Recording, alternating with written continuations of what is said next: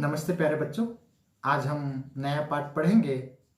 पाठ का नाम है चिट्ठियों की अनूठी दुनिया, जिसके लेखक है अरविंद कुमार सिंह।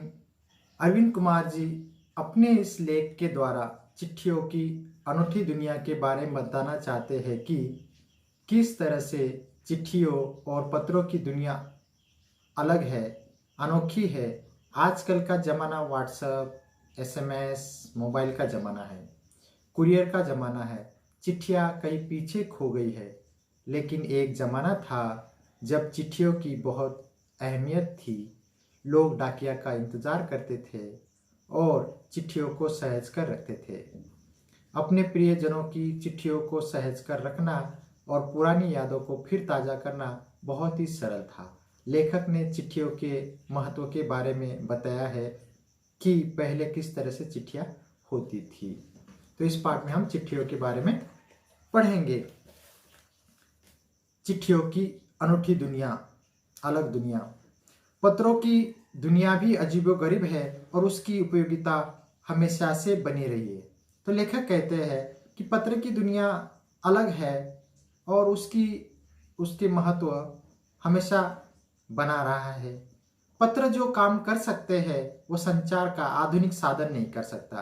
तो लेखक कहते हैं कि पत्र जो काम कर सकता है संचार का, वो आधुनिक साधन, संचार के साधन, संदेश भेजने के जो माध्यम है, जैसे टीवी हो गया, एसएमएस हो गया, मोबाइल हो गया, जो आधुनिक साधन है वह नहीं कर सकते। जो काम पत्र कर सकते हैं वो आधुनिक साधन, टीवी, मोबाइल, एसएमएस, वो आधुनिक साधन नहीं कर सकते। पत्र जैसा संतोष फोन या एसएमएस का संदेश कहाँ दे सकता है?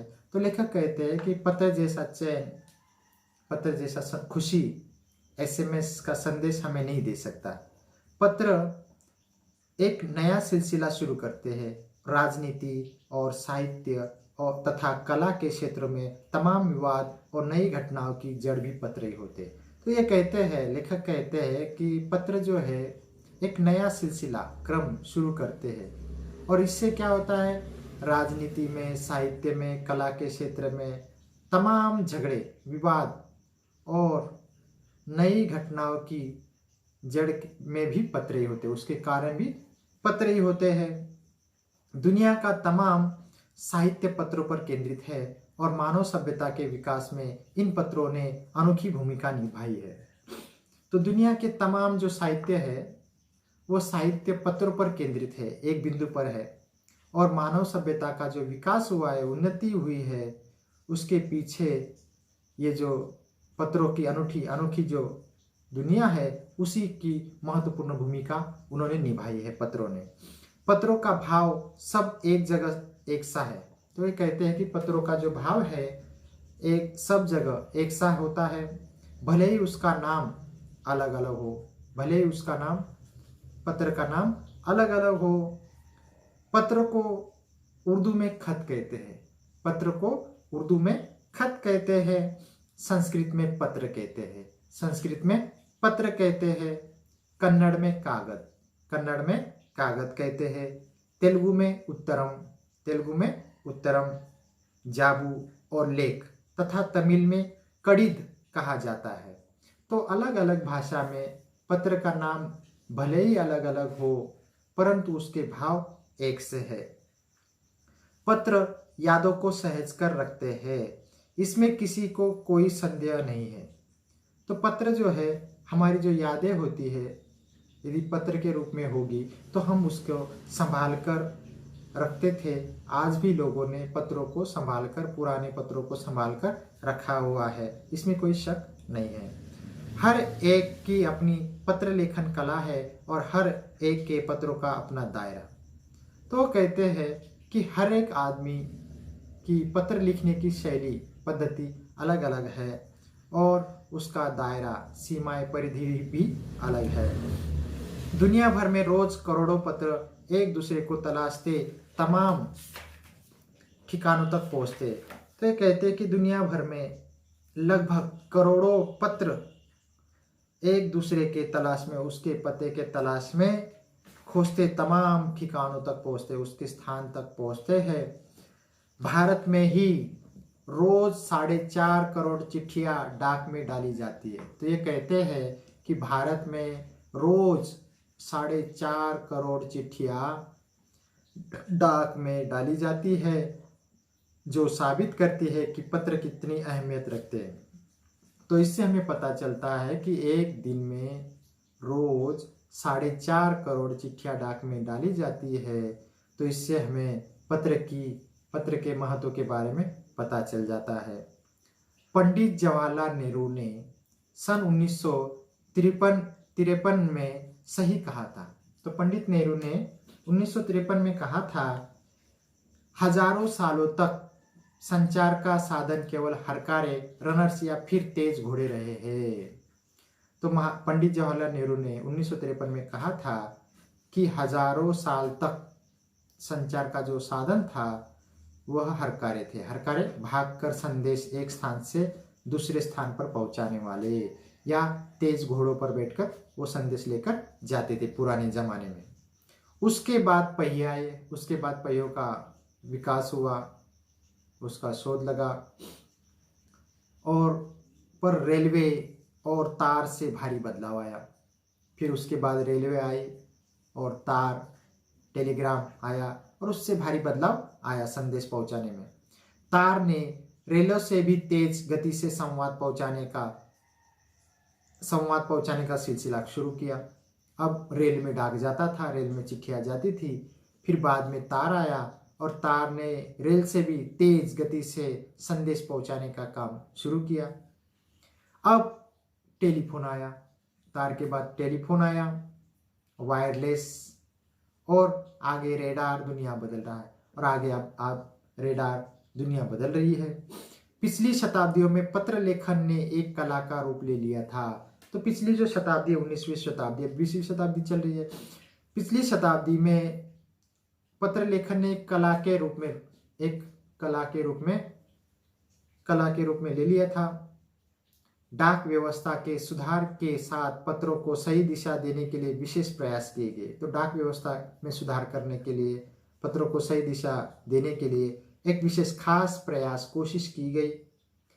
पत्र संस्कृति विकसित करने के लिए स्कूली पाठ्यक्रमों में पत्र लेखन का विषय भी शामिल किया गया, और पत्र लेखन की संस्कृति विकसित करने के लिए स्कूली पाठ्यक्रम में, सिलेबस में पत्र लेखन का विषय भी शामिल किया गया।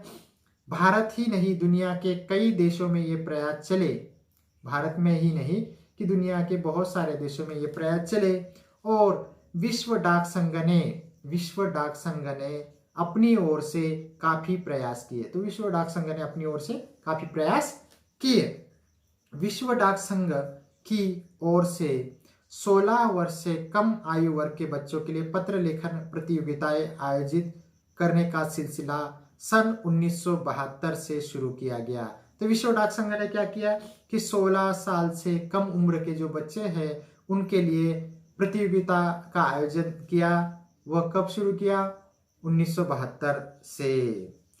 यह सही है कि खास तौर पर बड़े शहरों और महानगरों में संचार साधनों के तेज विकास का तथा अन्य कारणों से पत्रों की आवाजाही प्रभावित हुई है, पर देहाती दुनिया आज भी चिट्ठियों से ही चल रही है। तो ये कहते हैं कि बड़े बड़े शहरों में, महानगरों में संचार के साधन बहुत सारे हैं, तो उनसे उनका विकास हुआ, लेकिन आज भी पत्रों का आवाजाही चल रही है, और आज भी महानगरों में कम होता है, लेकिन आज भी देहाती गांव की जो दुनिया है आज भी चिट्ठियों से ही चल रही है। फैक्स, ईमेल, टेलीफोन तथा मोबाइल ने चिट्ठियों की तेजी को रोका है, पर व्यापारिक डाक की संख्या लगातार बढ़ रही है।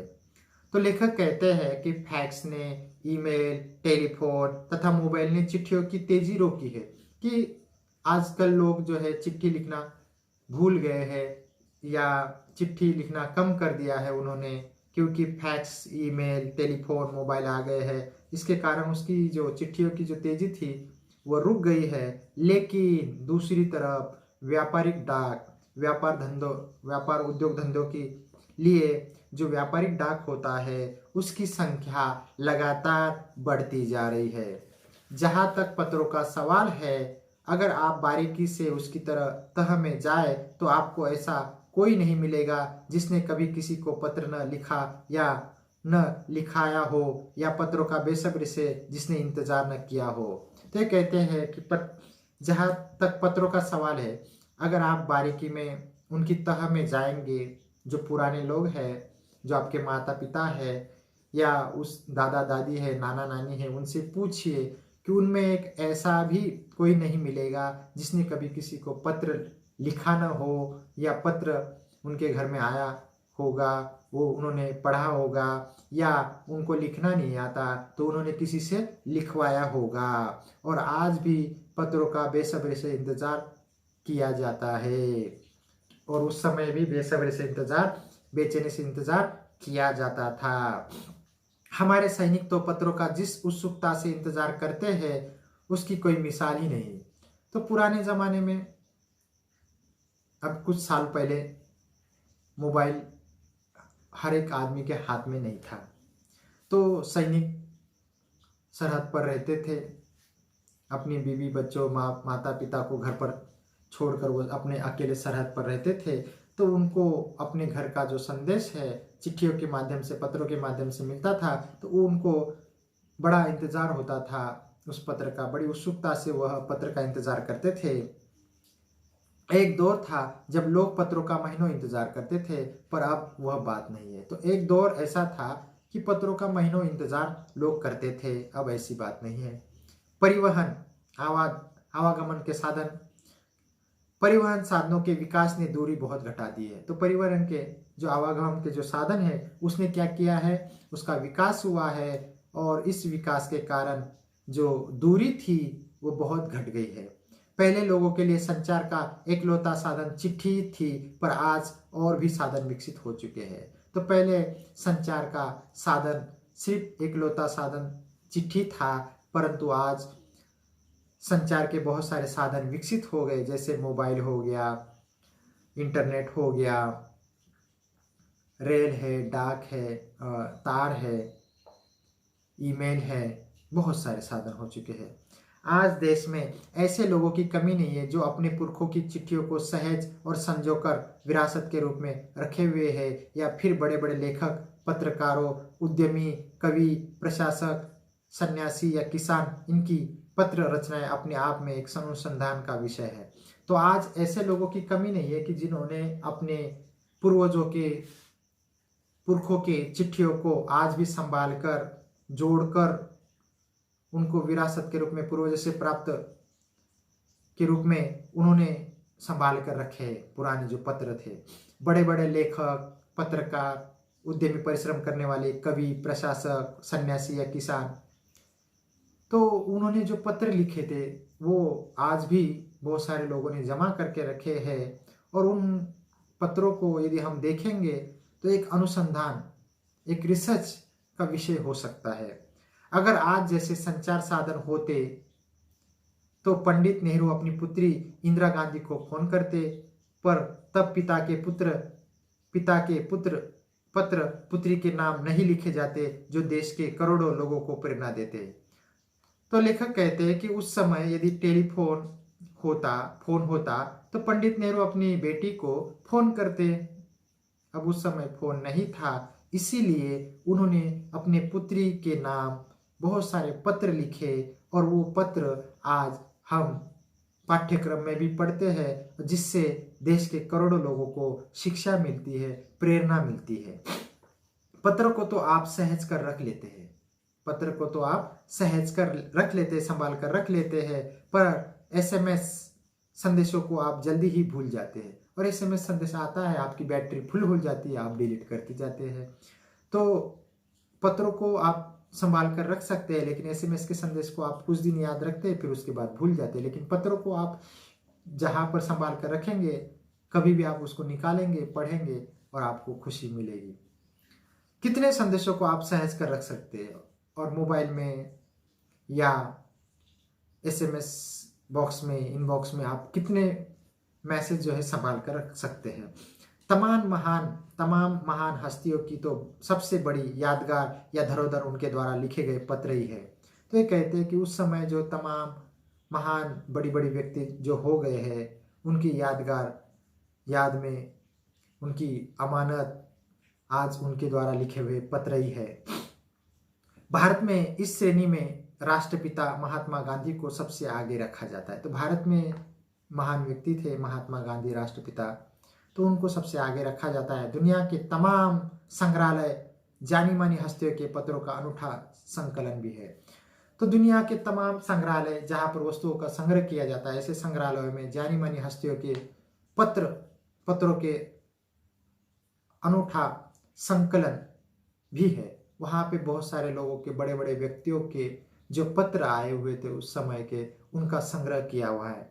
तमाम पत्र देश, काल और समाज को जानने समझने का असली पैमाना है। तो उस समय देश कैसा था, उस समय क्या स्थिति थी और समाज कैसा था, उसको जानने समझने के लिए वो पत्र बहुत महत्वपूर्ण है। भारत में आज़ादी के पहले महासंग्राम के दिनों में जो कुछ अंग्रेज अफसरों ने अपने परिवारजनों को पत्र में लिखे हैं, वे आगे चलकर बहुत महत्व की पुस्तक तक बन गए। तो भारत जब गुलाम था, आज़ाद नहीं हुआ था, तो उस समय उससे पहले एक बड़ा युद्ध हुआ था, महासंग्राम हुआ था। तो उन दिनों कुछ अंग्रेज अफसर अपने परिवार को छोड़कर यहाँ रहते थे। तो उन्होंने उस समय, युद्ध के समय, अपने परिवारजनों को, अपने परिवार वालों को बहुत सारे पत्र लिखे थे और वह आगे चलकर बहुत महत्वपूर्ण पुस्तक तक बन गए हैं। इन पत्रों ने साबित किया है कि यह संग्राम कितनी जमीनी मजबूती लिए होता। तो इन पत्रों ने साबित किया है कि वो जो उस समय का जो संग्राम था, वो जो युद्ध था, वो कितना भयंकर था। महात्मा गांधी के पास दुनिया भर से तमाम पत्र केवल महात्मा गांधी इंडिया लिखे आते थे और वे जहां भी रहते वहां तक पहुंच जाते। तो ऐसा कहा जाता है कि महात्मा गांधी को दुनिया भर से लोग पत्र लिखते थे और उस पत्र में सिर्फ महात्मा गांधी और इंडिया, उनका पता जो है सिर्फ महात्मा गांधी इंडिया लिखा जाता था और महात्मा गांधी जहां भी होते थे वो पत्र वहां पहुंच जाता था। आज़ादी के आंदोलन की कई अन्य दिग्गज हस्तियों के साथ भी ऐसा था।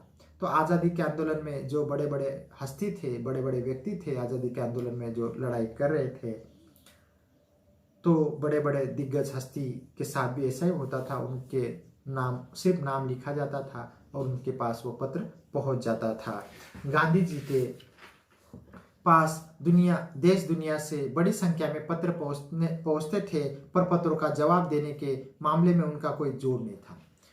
तो ये कहते हैं कि गांधी जी के पास दुनिया भर से तमाम पत्र, बहुत सारे पत्र आते थे और गांधी जी उनका जवाब देते थे। सभी पत्रों का वो जवाब देते थे, उस मामले में उनका कोई जोड़ नहीं था।